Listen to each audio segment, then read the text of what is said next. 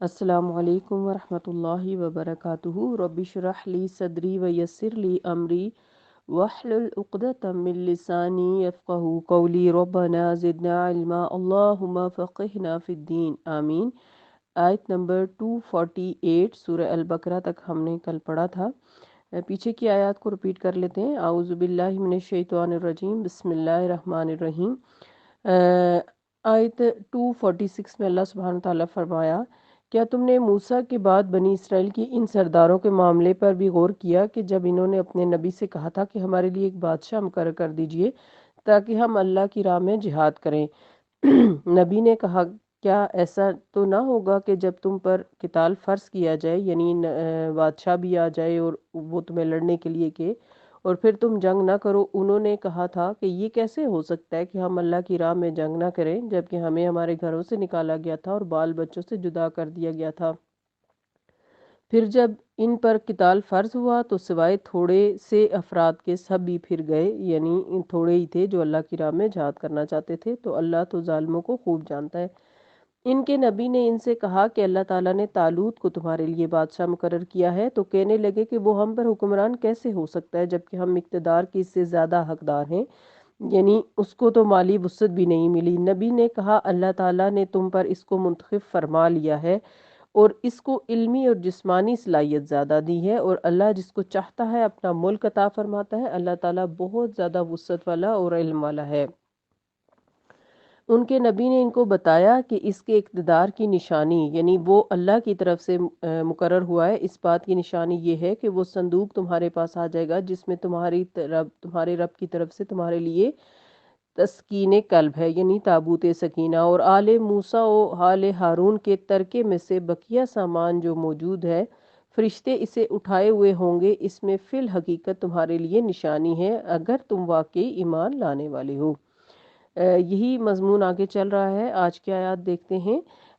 آیت نمبر 249، فَلَمَّا فَصَلَ طَالُوتُ بِالْجُنُودِ قَالَ إِنَّ اللَّهَ مُبْتَلِيكُمْ بِنَهْرٍ فَمَن شَرِبَ مِنْهُ فَلَيْسَ مِنِّي وَمَن لَّمْ يَطْعَمْهُ فَإِنَّهُ مِنِّي إِلَّا مَنِ اغْتَرَفَ غُرْفَةً بِيَدِهِ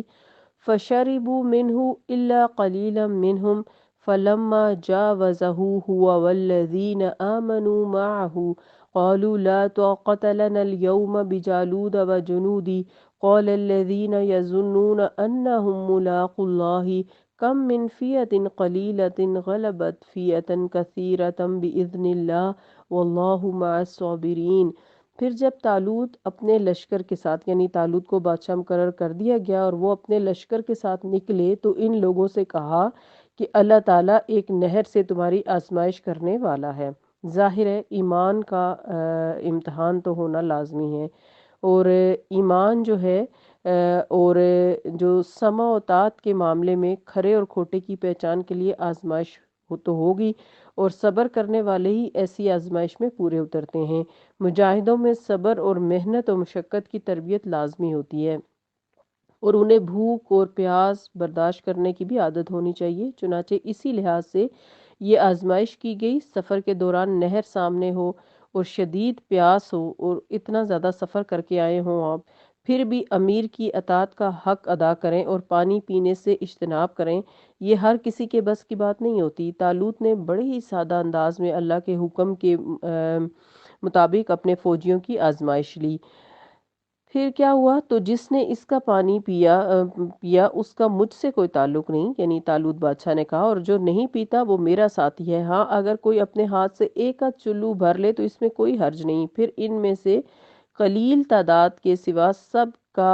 سب نے کیا کیا؟ پانی پی لیا۔ تو بنی اسرائیل کے سامنے انہی کی تاریخ کے آئینے میں ان کا قومی کردار پیش کیا گیا تاکہ وہ خود بھی عبرت حاصل کریں اور دوسروں کو بھی اس سے سبق ملے۔ اللہ اور اس کے رسول علیہ السلام اور امیر کی نافرمانی اس قوم کی فطرت بن گئی تھی، جس پر ان کو اللہ کے عذاب کی شکل میں سزا ملتی رہی۔ جب طالوت اور اس کے ایماندار ساتھی سے آگے بڑھے تو وہ کہنے لگے، آج تو ہم میں جالوت کی فوج، یعنی جن کے ساتھ لڑنا تھا مال کا، ان کی فوج جو سردار تھا وہ جالوت تھا،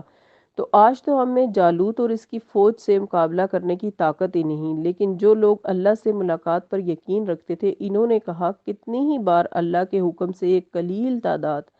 کثیر تعداد پر غالب ہوئی اور اللہ تعالیٰ صبر کرنے والوں ہی کے ساتھ ہے۔ تو یہ دنیا پرست تھے بنی اسرائیل، موت سے ڈرنے والی، بزدل اور تن آسانی کی عادی قوم، بھلا جنگ طاقتور اور جنگجو دشمن کا کیا مقابلہ کرتی؟ میدان جنگ میں تو مومن مجاہد ہی قدم جما کر دشمن کو للکارتے ہیں، وہ جن کا ایمان اور اللہ پر توکل ہر قسم کے شک و شبہ سے پاک ہو، جو دنیا کی دل فریبی اور رنگینی سے منہ پھیر کر جنت کی نعمتوں پر نگاہیں جمائے رکھیں، اللہ کی راہ میں جان و مال قربان کر ڈالنے کو عظیم کامیابی سمجھتے ہوں، جو نفس کے بندے نہ ہوں، نہ خواہشات کے پیچھے دوڑنے والے، بلکہ نظم و ضبط اور سمع و طاعت کے پابند اور امیر کی اطاعت کو اللہ کی اطاعت خیال کرنے والے ہوں، ایسے ہی مجاہد قلت و کثرت سے بے پرواہ ہو کر باطل سے ٹکراتے ہیں، ان کو اپنی طاقت پر نہیں بلکہ اللہ کی مدد نصرت پر یقین ہوتا ہے۔ اس واقعے میں جو بدر کے مجاہدین کے لیے عبرت و نصیحت اور عزم و حوصلے کو تقویت پہنچانے کا سامان تھا، کیونکہ یہ بات یہاں پر بھی قابل غور ہے کہ طالوت کے لشکر کی تعداد بھی اصحاب بدر کی طرح تھی، یعنی صرف 313 رہ گئے تھے جنہوں نے طالوت کے ساتھ جنگ کی، باقی سارے پانی پینے سے ایک دم ان کے اندر سستی آ گئی اور وہ وہیں کے وہیں بیٹھے رہ گئے اور وہ طالوت کے ساتھ جنگ میں شامل نہ ہو سکے۔ لیکن ابھی آپ نے آیت کے ترجمے میں پڑھا کہ جو ایمان والے تھے انہوں نے کہا کہ کتنی ہی بار ایسا ہوا کہ اللہ کے حکم سے ایک قلیل سی تعداد کثیر تعداد پر غالب آ گئی اور اللہ تعالیٰ صبر کرنے والوں ہی کے ساتھ ہوتا ہے۔ وَلَمَّا بَرَزُوا لِجَالُوتَ وَجُنُودِهِ قَالُوا رَبَّنَا أَفْرِغْ عَلَيْنَا صَبْرًا وَثَبِّتْ أَقْدَامَنَا وَانصُرْنَا عَلَى الْقَوْمِ الْكَافِرِينَ۔ تو آپ دیکھیں کہ مومنین کی نشانی ہم پورے قرآن میں یہ پڑھتے جائیں گے کہ جس دور میں بھی جس نبی کی بھی امت ہوگی اس نبی کے جو ساتھی ہوں گے، حواری ہوں گے، جیسے رسول اللہ صلی اللہ علیہ وسلم کے ساتھی صحابہ کرام تھے، اور اسی طرح یہاں پر جو طالوت بادشاہ ہے اس کے ساتھیوں کی بات کی جا رہی ہے جو اللہ کی راہ میں لڑنے جا رہے تھے، تو وہ کیا دعا مانگتے ہیں کہ ربنا افرغ علینا صبرا وثبت اقدامنا، اے ہمارے رب ہمیں صبر عطا فرما، یعنی دین پر استقامت عطا فرما اور دین کے ساتھ ساتھ جہاد پر استقامت عطا فرما، ہمارے قدموں کو جما دے اور کافروں کی قوم کے مقابلے میں ہماری مدد فرما۔ یہ ایک قرآنی دعا ہے، اس کو آپ کو ہائی لائٹ کرنا چاہیے اور آپ کو بھی اسے یاد کرنا چاہیے، اور اپنے ایمان میں ثابت قدمی کے لیے اللہ تعالیٰ سے آپ کو ہمیشہ یہ دعا مانگتے رہنا چاہیے۔ تو سچے اور مخلص مومنوں کو اللہ کی مدد پر ہی پورا یقین ہوتا ہے، اور وہ کسی نبی یا ولی کو اپنی حاجت روا یا مشکل کشا نہیں سمجھتے، بلکہ صرف اور صرف اپنے رب ہی کو پر ہی بھروسہ کرتے ہیں اور کامیابی کے لیے اسی طرح دعائیں کرتے ہیں اور اسی کی بارگاہ میں گڑ گڑاتے ہیں۔ چنانچہ جالوت کے طاقتور لشکر کے مقابلے میں بنی اسرائیل کے مخلص مجاہدین جو کہ طالوت کے ساتھ لڑ رہے تھے،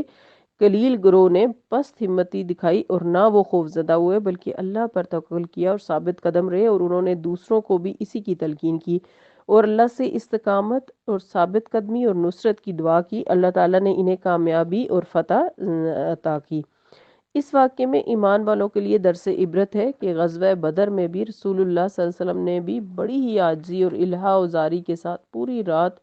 اللہ تعالیٰ سے دعا فرمائی، اور صحابہ کرام رضی اللہ عنہم نے بھی اللہ تعالیٰ سے فریاد رسی کے لیے التجا کی تھی، جس کا ذکر سورہ الانفال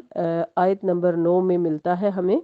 کہ اللہ تعالیٰ نے ان کی مدد کے لیے فرشتے نازل فرمائے تھے۔ جیسا کہ ہم پہلے پڑھ چکے کہ مومن کو جو ہے وہ اپنے زور بازو پہ یقین نہیں ہوتا بلکہ اللہ تعالیٰ کی نصرت یعنی اللہ تعالیٰ کی بھیجی ہوئی مدد پر یقین ہوتا ہے۔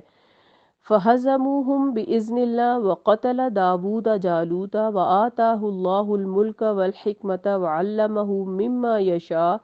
وَلَوْلَا دَفْعُ اللَّهِ النَّاسَ بَعْضَهُم بِبَعْضٍ لَفَسَدَتِ الْأَرْضُ وَلَكِنَّ اللَّهَ ذُو فَضْلٍ عَلَى الْعَالَمِينَ۔ پھر انہوں نے اللہ کے حکم سے کافروں کو شکست دی، یعنی طالوت کے لشکر نے جالوت کو شکست دی اور داؤد نے جالوت کو قتل کر دیا۔ جی ہاں، یہ وہی داؤد ہیں جو بعد میں نبوت کے عہدے پہ سرفراز ہوئے اور جن کے بیٹے سلیمان علیہ السلام تھے۔ تو داؤد جو ہیں اس وقت طالوت کے لشکر میں ایک فوجی تھے اور انہوں نے یعنی جالوت کو قتل کیا۔ اللہ تعالیٰ نے داؤد کو پھر مملکت اور حکمت عطا فرمائی اور جتنا چاہا انہیں علم عطا فرمایا۔ تو داؤد علیہ السلام کو اللہ تعالیٰ نے جو ہے وہ ملک عطا کیا۔ یہ کیسے ہوا کہ طالوت کی بیٹی کی شادی داؤد علیہ السلام سے ہوئی، اسی طرح بادشاہت داؤد کی طرف لوٹی اور پھر اللہ تعالیٰ نے بادشاہت کے ساتھ ساتھ داؤد کو نبوت بھی عطا فرما دی۔ پھر فرمایا کہ ان کو حکمت عطا کی، تو یہاں پر حکمت سے مراد نبوت ہے۔ وَعَلَّمَهُ مِمَّا يَشَاءُ، اور سکھایا اس کو اس میں سے جو اس نے چاہا۔ تو اللہ تعالیٰ نے ان کو یعنی داؤد علیہ السلام کو جنگی تدابیر سکھائیں، لوہے کو پگھلا کر زرہ بنانا کا علم دیا، جو کہ آپ جانتے ہیں کہ زرہ جنگی لباس ہوتا ہے اور وہ بھی داؤد علیہ السلام کا خاصہ تھا، ان کو اللہ تعالیٰ نے زرہ بنانا سکھایا تھا، اور اس کی ڈیٹیل بھی آگے ہم قرآن میں پڑھیں گے کہ وہ کس طرح سے زرہ بنایا کرتے تھے۔ تو پھر یہ ہے کہ جتنا چاہا اللہ نے انہیں علم عطا کیا، اور اگر اسی طرح اللہ تعالیٰ بعض کے ذریعے بعض کو دفع نہ کراتا تو زمین پر فساد ہی برپا ہو جاتا، لیکن اللہ تعالیٰ دنیا والوں پر فضل فرمانے والا ہے۔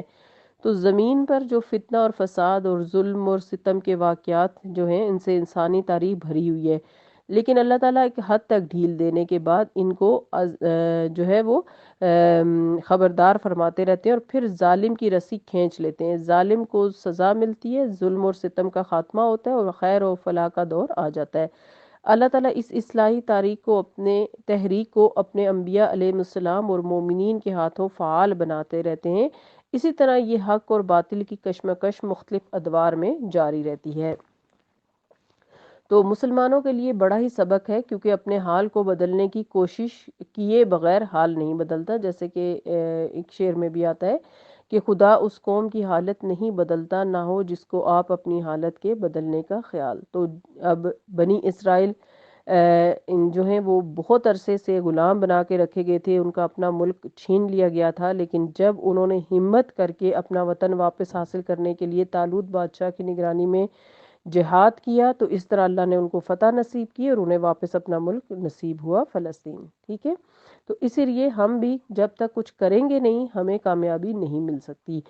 تِلْکَ آیات اللہ نتلوها علیک بالحق، کی یہ آیات اللہ تعالیٰ کی ہیں جنہیں ہم حق کے ساتھ آپ صلی اللہ علیہ وسلم پر پڑھتے ہیں۔ وَإِنَّكَ لَمِنَ الْمُرْسَلِينَ، اور بے شک آپ صلی اللہ علیہ وسلم البتہ رسولوں میں سے ہیں، یعنی رسالت، دین، شریعت اللہ کا سچا دین ہے اور برحق ہے۔ تو قریش جو ہیں وہ آپ صلی اللہ علیہ وسلم کے لیے کہتے ہیں کہ تم رسول نہیں ہو، اس لیے اللہ تعالیٰ نے یہ حکم صادر فرمایا یہاں پہ بھی، اور سورہ یاسین کی آیت نمبر 2 میں بھی یہی اللہ سبحانہ وتعالیٰ نے فرمایا کہ وَإِنَّكَ لَمِنَ الْمُرْسَلِينَ، کہ بے شک البتہ آپ صلی اللہ علیہ وسلم رسولوں میں سے ہیں۔ تو بنی اسرائیل جو ہیں ہماری طرح پیدائشی مسلمان تھے، جبکہ صحابہ کرام رضی اللہ عنہم شعوری مسلمان تھے، اور ہمیں بھی اپنے حال بدلنے کے لیے دین کا علم حاصل کرنا ہوگا تاکہ ہم بھی شعوری مومن بن سکیں۔ اللہ تعالیٰ ہم سب کو اپنے دین کا بہترین علم عطا فرمائے، بہترین عمل کی توفیق دے۔ آپ سب کو بہت مبارک ہو، اللہ تعالیٰ نے آج ہمارا دوسرا پارہ بھی مکمل کروا دیا۔ پارہ تو مکمل ہوا، لیکن اللہ کرے کہ جو کچھ ہم نے اس میں سیکھا ہے اسے ہم اپنے عمل میں بھی لا سکیں، وہ ہمیں یاد بھی رہے۔ یاد رکھیے قرآن پاک ایک دفعہ پڑھنے سے نہیں آیا کرتا، اس کے ساتھ جڑے رہنا، اس کو شوق کے ساتھ سمجھنا، پڑھنا اور اس پر عمل کرنا، اور ساتھ ساتھ اللہ تعالیٰ سے مدد کی دعائیں کرنا، یہ سب چیزیں بہت زیادہ ضروری ہیں۔ اللہ تعالیٰ ہم سب کو اپنے دین پڑھنے والا، سیکھنے والا اور اس پر عمل کرنے والا اور اس کو پھیلانے والا بنا دے، آمین۔ سبحانک اللہم وبحمدک، نشہد ان لا الہ الا انت، نستغفرک ونتوب الیک۔ السلام علیکم ورحمۃ اللہ وبرکاتہ۔